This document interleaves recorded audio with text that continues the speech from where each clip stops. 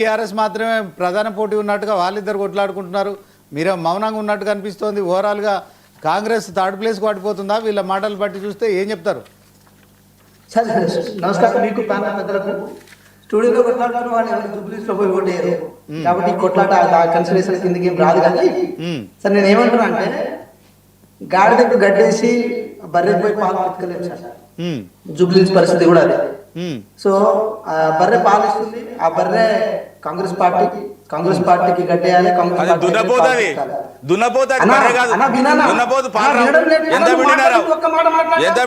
నువ్వు మాట్లాడినప్పుడు ఒక్క మాట మాట్లాడరా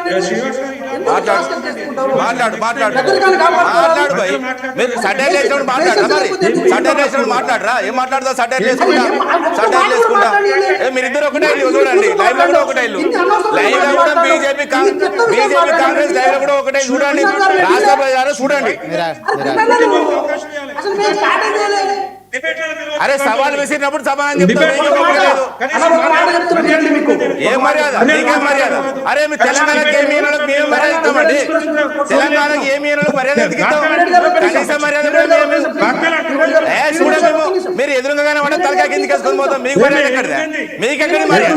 మీకెందుకు ఇస్తాం మర్యాద? ఏం చేసినట్టు మర్యాద ఇస్తాం? మీకు ఏమి ఇస్తాం మర్యాద? ఇద్దరు ఒకటే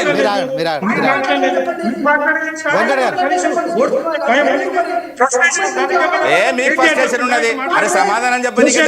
అరే వినడానికి ధైర్యం లేదు మీకు. మీరిద్దరు సోదా తెలంగాణ కన్నీలా గుర్తు చేస్తే సోదా తెలంగాణ కన్నీళ్ళు సోదిలాగే పడుతున్నాడు. నీకు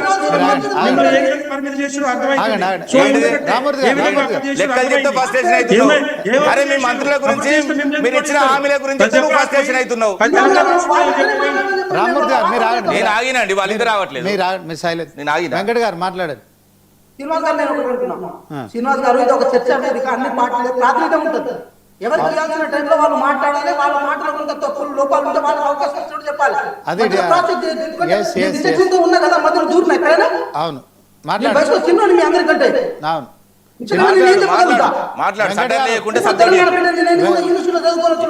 వెంకట్ గారు అందరు యూనివర్సిటీ చదువుకుంటారు. అందరు యూనివర్సిటీ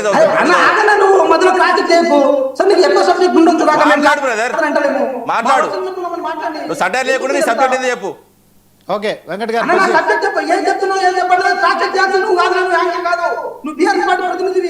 బరాబర్ చెప్తున్నా, మల్లగూడెం చెప్తున్నా నువ్వు బర్రె అన్నావు. నువ్వు బర్రె అన్నావు, నేను దున్నపోతాను. తప్పే ఉన్నది. రాష్ట్ర ప్రజలకు ఇల్లు కూడా దున్నపోతాన పోతే రైట్. ఓకే డిబేట్ లో డెకోరం ఓకే. ఇంకోటి వెంకట్ గారు మీకు విషయం చెప్తున్నా.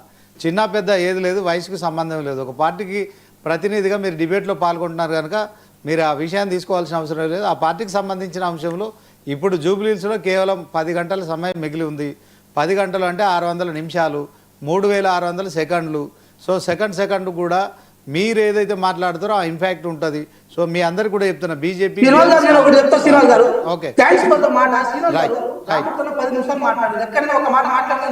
మీరు మాట్లాడండి. ఇంకా ఎవరు అడ్డారు మాట్లాడండి. నేను ఏమంటున్నా అంటే మళ్ళీ చెప్తున్నా, గాడిద గడ్డేస్తే ఏది బర్రెకు పాలు పెట్టుకోవాల్సిన అవసరం లేదు. కాబట్టి సార్ నేనేమంటున్నా అంటే జూబ్లీస్ ప్రజలు కూడా ఆల్రెడీ డిసైడ్ అయి ఉన్నారు. బహుజన బిడ్డ, ప్రజలకు అందుబాటులో ఉండే బిడ్డ కాబట్టి అక్కడ వారి నాయకత్వంలో జూబ్లీస్ ప్రజలు ఇంకో 3 సంవత్సరాలు